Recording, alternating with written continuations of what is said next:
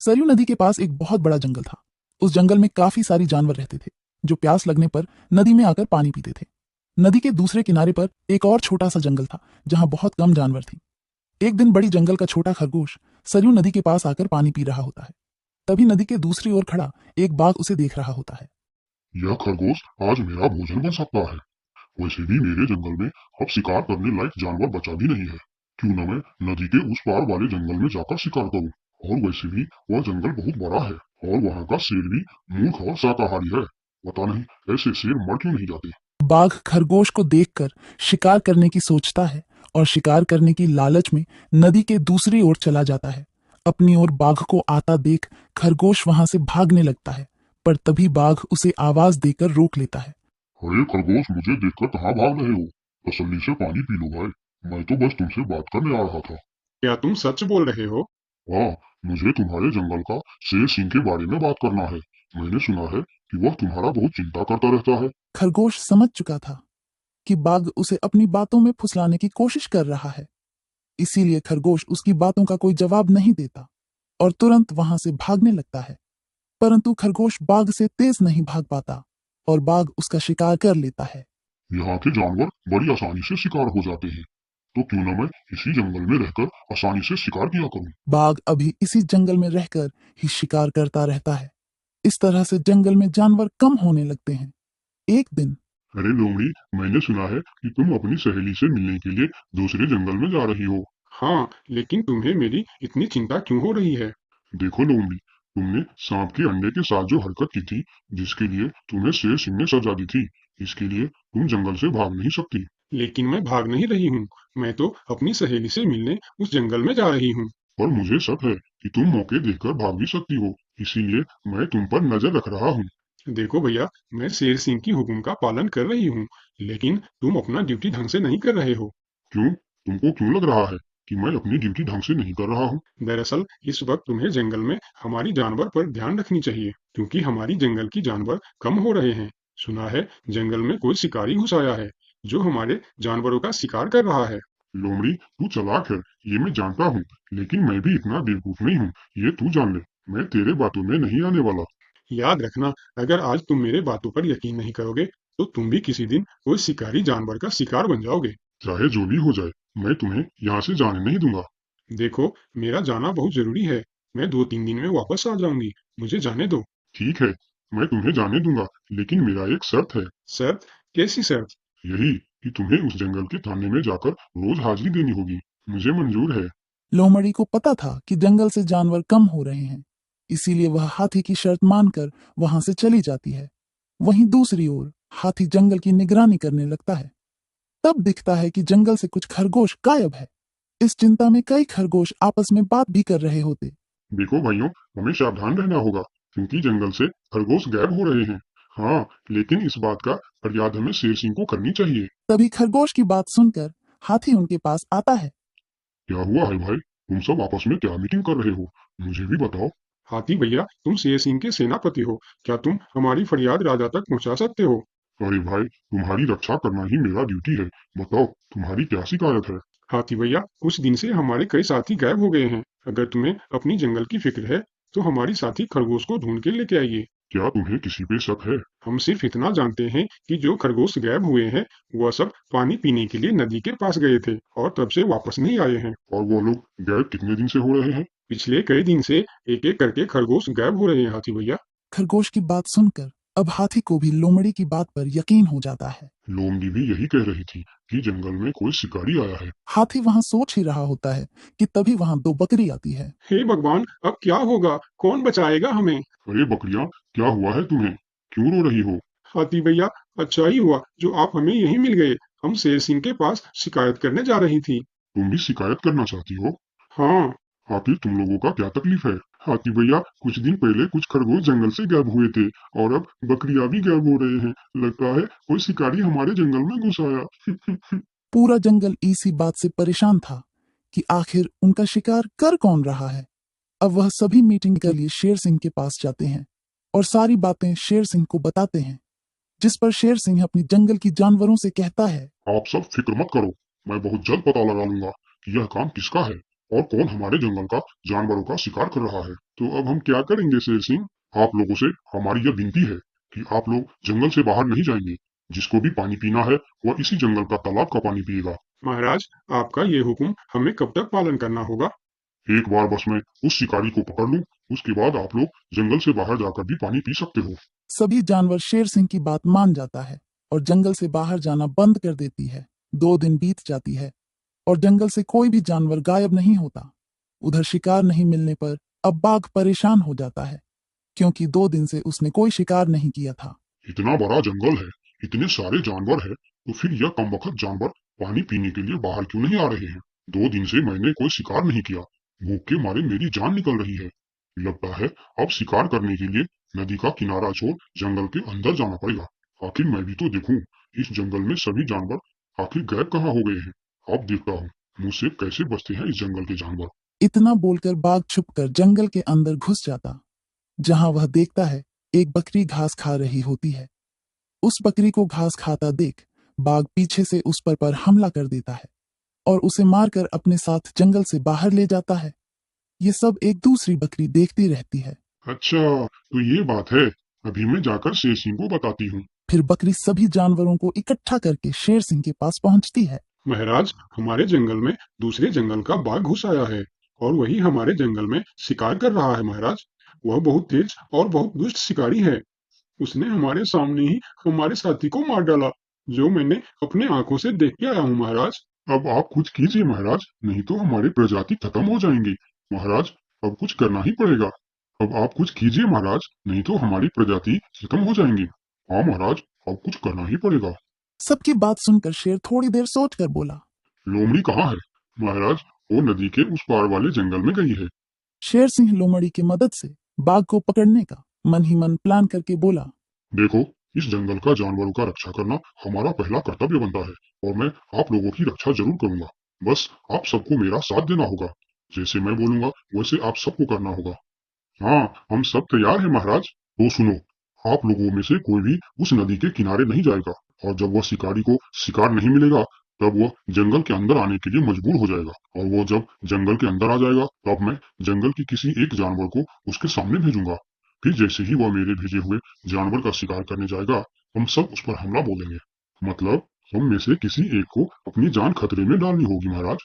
हाँ, मगर मौत के मुंह में जाने के लिए कौन तैयार होगा महाराज, वह तुम्हें कल पता चल जाएगा। शेर सिंह अपने गुप्तचरों द्वारा लोमड़ी को संदेश भिजवाकर उसे वापस बुलाता है। आपने मुझे इतनी रात में यहाँ क्यों बुलाया महाराज? लोमड़ी, मैं तुम्हारी सजा माफ करना चाहता हूँ, मगर तुम्हें मेरा एक काम करना होगा। सजा से छुटकारा पाने के लिए मैं कुछ भी करने के लिए तैयार हूँ महाराज। ठीक है, तो सुनो। लोमड़ी की हाँ करती ही शेर सिंह ने बाघ को पकड़ने का प्लान उसे बता दिया। महाराज, जब बाघ मेरा शिकार करने आएगा तब आप मुझे टाइम पर आकर बचा तो लेंगे ना? मैं शेर हूँ, कोई नेता नहीं जो वचन देकर मुकर जाऊंगा। तुम निश्चिंत रहो, तुम्हें कुछ भी नहीं होगा। अगले दिन प्लान के अनुसार लोमड़ी नदी के किनारे जाता है। शिकार को आता देखकर बाघ खुश हो जाता है। वाह, आज मुझे पेट भरकर खाना मिलेगा। शिकार के नजदीक आते ही मैं उसे मार दूंगा। लोमड़ी डरते डरते नदी के किनारे पहुंच जाता है। हे भगवान, टाइम पर शेर सिंह को भेज देना। कैसी हो लोमड़ी? मैं ठीक हूँ बाघ भाई। अभी तो तुम ठीक हो, लेकिन थोड़ी देर बाद ठीक नहीं रहोगे। क्या मतलब? मतलब ये कि मैं अभी भूखा हूँ और जब मैं भूखा होता हूँ तो किसी का भी शिकार कर लेता हूँ। इतना बोलकर जैसे ही बाघ लोमड़ी की तरफ जाता है वो शेर सिंह के जाल में फंस जाता है और वहां सारी जानवर आ जाता है। बाघ, तू शिकार के लालच में मेरे चंगुल में फंस गया है। अब तेरी कहानी खत्म। तुमने मुझे धोखा दिया शेर सिंह। जैसी करनी वैसी भरनी, मुहावरा तो तूने सुना ही होगा। बाघ, तू सबको धोखे से मारता था, इसीलिए मुझे तुम्हें भी धोखे से मारना पड़ा। मुझे माफ कर दो शेर सिंह, मैं हमेशा के लिए जंगल छोड़कर चला जाऊंगा। तूने हमारे जनता पर अत्याचार किया है, अब तुम्हें इसका हिसाब चुकाना पड़ेगा। साथियों, अपना बदला ले लो। शेर सिंह की आज्ञा मिलते ही सारे जानवर उस बाघ पर टूट पड़ता है।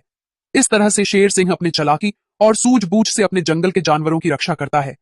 इस कहानी से हमें यही सीख मिलती है कि धोखे का अंजाम धोखा ही होता है, जैसी करनी वैसी भर। बहुत साल पहले की बात है। लक्ष्मीपुर के जंगल में एक पुरानी झील थी। वहां दिन में तो कोई घटना नहीं होती, पर थोड़ा सा भी अंधेरा छाते कि वह झील एक खूनी झील बन जाती। उस दौरान जो भी जानवर उस झील पर पानी पीने आ जाता वह जिंदा वापस नहीं आता। कहाँ जाता आज तक किसी को उसका पता नहीं चला था।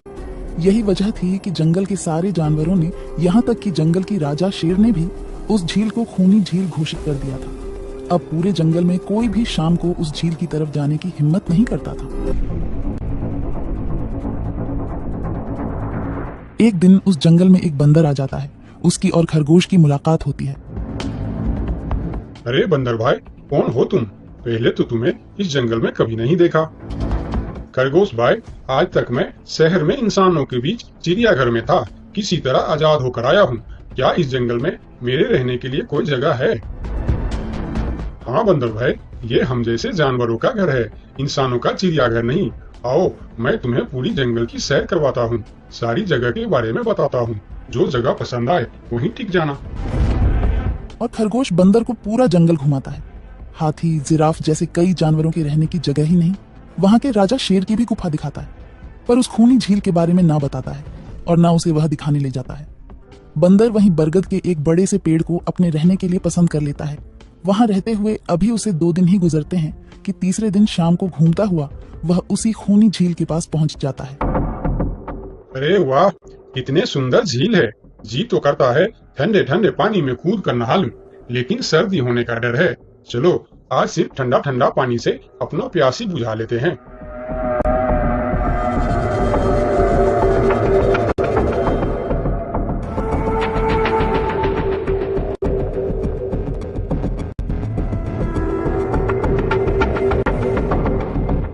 अरे बंदर भाई, तुम इतने डरे हुए क्यों हो? कहाँ से आ रहे हो? झील में पानी पीने गया था और जिंदा वापस आ गए। क्या मतलब? तुम्हें पता नहीं, वह इस जंगल की खूनी झील है। शाम होने पर कोई भी वहां जाता है तो जिंदा वापस नहीं आता। उसकी लाश का भी पता नहीं चलता कि वह कहाँ गायब हो जाती है। इसीलिए शाम होते ही कोई भी उस खूनी झील की तरफ नहीं जाता। ये हमारे राजा का आदेश भी है। कमाल है, मुझे तो पता ही नहीं। कैसे पता नहीं? तुम्हें वह खरगोश भाई ने बताया नहीं? लो, खरगोश भाई भी आ गया। अरे खरगोश भाई, आपकी वजह से आज बंदर भाई की जान जाते जाते बची। मेरी वजह से? हाँ, तुमने बंदर भाई को पूरा जंगल घुमाया, हर जगह के बारे में बताया। इस खूनी झील के बारे में क्यों नहीं बताया? भूल गया भाई, मैंने तो सोचा ये तो पेड़ पे रहते हैं, इन्हें झील से क्या काम। अभी अभी इन्हें खूनी झील की खूनी ने पकड़ने की कोशिश की, ये तो बाल बाल बच गए, वरना खूनी झील की खूनी, क्या तुमने उसे देखा? क्यों, क्या तुम लोगों ने आज तक नहीं देखा? नहीं, हम में से कोई कभी भी शाम को उस तरफ जाती ही नहीं और दिन में कोई घटना नहीं होती। और यह बात वह जाकर शेर के दरबार में सभी को बताता है। उसकी बात सुनकर किसी को भी यकीन नहीं आता है। क्या बात कर रहे हो बंदर? मैं सच कह रहा हूँ महाराज, लेकिन हम लोगों तो कभी आज तक देखा ही नहीं, क्योंकि आप लोग उसे खूनी झील समझकर दिन में ही वहाँ जाते हो और शाम होते ही आप लोग डर के मारे वहाँ जाना बंद कर देते हो। पूरे दिन वह मगरमच्छ झील में छुपा रहता है, शाम होते ही चुपचाप निकलता है और झील के पास पानी पीने आए जानवरों को खा जाता है। और आप लोग समझते हैं कि यह झील ही खूनी है, जबकि खूनी यह झील नहीं, इसमें छुपा हुआ मगरमच्छ है।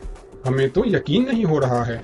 वही तो बंदर भाई, हमें अगर पहले पता होता कि आप इतने बड़े झूठे हो तो हम अपने जंगल में आपको रहने की कभी जगह नहीं देते। अरे यार, आप लोग मेरे बात पर यकीन क्यों नहीं करते? मैं आप लोगों का भलाई के लिए ही बोल रहा हूँ। अगर तुम्हारी बात सच्ची है तो क्या तुम उस मगरमच्छ को हमें दिखा सकते हो? क्यों नहीं महाराज, आज शाम होते ही आप लोग वहाँ जाकर पेड़ और पत्थरों के बीच छुप जाना। और फिर शाम को वह सभी उस खूनी झील के पास जाकर छिप जाते हैं। झील के किनारे जाकर बंदर 2-3 बड़े बड़े पत्थर उस झील के पानी में फेंकता है। पत्थर के गिरने की छपाक छपाक की आवाज सुनकर मगरमच्छ पानी के अंदर चलता हुआ शिकार करने वहां आता है। मगर वहां पेड़ के पीछे छिपे दिखाई देते हाथी को देखकर वह सावधान हो जाता है और सोचता है, अच्छा, तो यह लोग मुझे छुपकर देखने आए हैं, अब मैं क्या करूं? हाँ, ये लोग तो बेवकूफ है, इन्हें फिर से बेवकूफ बनाते हैं। मैं फिर से पत्थर बन जाता हूँ। देखा, हमने कहा था ना, झील में एक बड़ा सा पत्थर है। हाँ, देखो, यही पत्थर तो हमें हमेशा रात में दिखाई देता है। हाँ, वही तो, ये पत्थर सिर्फ रात को क्यों दिखता है, दिन में क्यों नहीं दिखता, कभी सोचा है? हाँ, रात को चंद्रमा की वजह से पानी में ज्वार आता है तो वह पत्थर ऊपर हो जाता है। दिन में ज्वार नहीं आता तो पत्थर पानी में डूबा रहता है। उनकी बेवकूफी भरी बातें सुनकर बंदर परेशान हो जाता है। अरे यार, तुम लोग भी ना समझते ही नहीं। ठीक है, चलो एक काम करते हैं। तुम लोगों को लगता है ना कि वह बड़ा पत्थर, कि वह बड़ा ही मजबूत पत्थर है। अगर यह खुद ही बता दे कि यह एक मजबूत पत्थर है तो मैं भी मान जाऊंगा और अभी गुलाटी मारते हुए झील में छलांग लगा दूंगा और तैरता हुआ इस तरफ से उस तरफ चला जाऊंगा। यह सुनकर मगरमच्छ के मुंह में पानी आ जाता है। लगता है आज बंदर का नरम नरम मांस खाने का मौका मिलेगा। वैसे भी ये सारे जानवर बेवकूफ है। आज तक मुझे पत्थर ही समझते आए हैं। मैं पत्थर हूँ, मैं मजबूत पत्थर हूँ। सुना आप लोगों ने? ये कैसे आप लोगों को बेवकूफ समझता है? अरे पत्थर भी कभी बोलते हैं क्या? अब सभी की समझ में बंदर की बात आ जाती है। रात भर सभी शेर राजा की गुफा में मीटिंग करते हैं। बंदर सही कह रहा था। यह मगरमच्छ जरूर कहीं दूसरी जगह से हमारे जंगल में आ गया है। लेकिन अब क्या करे? अगर धरती पर होता तो मैं उसे धूल चटा देता था, लेकिन पानी में हमारा शक्ति कम हो जाती है। तो क्या इससे हमें कभी छुटकारा नहीं मिलेगा महाराज? मेरे ख्याल से तो नहीं। मिलेगा महाराज। ये पानी में भी रहेगा, हमें देखेगा भी, मगर वह कुछ कर नहीं पाएगा। ये कैसे हो सकता है? हो सकता है हाथी भाई, बस आप लोग मुझे 2 बड़े बड़े रस्सी दे दो। रस्सी का क्या करोगे? मैं शहर के चिड़ियाखाना में था तो एक एक तरीका सीखा है जानवरों पर कब्जा करने की। हम इस पर कब्जा कर लेंगे। और बंदर को 2 बड़ी बड़ी रस्सी लाकर दी जाती है। फिर बंदर उन सभी के साथ रस्सी लेकर उस खूनी झील पर पहुंचता है।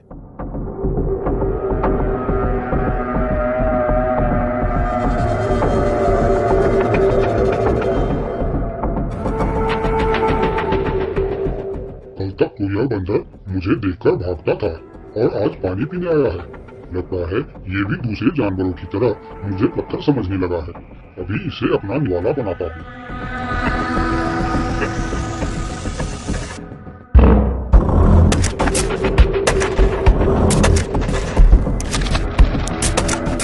अरे ये तो भाग भी नहीं पा रहा है।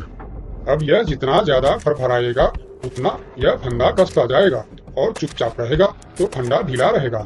जैसे यह फिर हिलेगा फिर फंदा कसता जाएगा। अब ना यह इससे छू सकता है और ना पानी में जा सकता है। अरे वाह, फिर तो यह हमारा कुछ भी नहीं बिगाड़ सकता।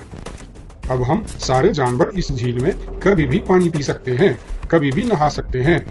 अब यह हमारा कुछ भी नहीं बिगाड़ पाएगा। अरे वाह बंदर भाई, मान गए। आपने तो हमारी समस्या ही खत्म कर दी। वरना रात भर हमें प्यास ही रहना पड़ता था कि हमें झील में पानी पीने गया और झील ने हमें खा लिया। तो आज हमें एक बात समझ में आई है कि किसी भी अफवाह के चक्कर में हमें अपनी जगह छोड़कर नहीं जाना चाहिए, बल्कि उस अफवाह का समाधान क्या है वह खोजना चाहिए। क्योंकि कोई भी जगह खूनी नहीं होती, उस जगह पर रहने वाला खूनी होता है।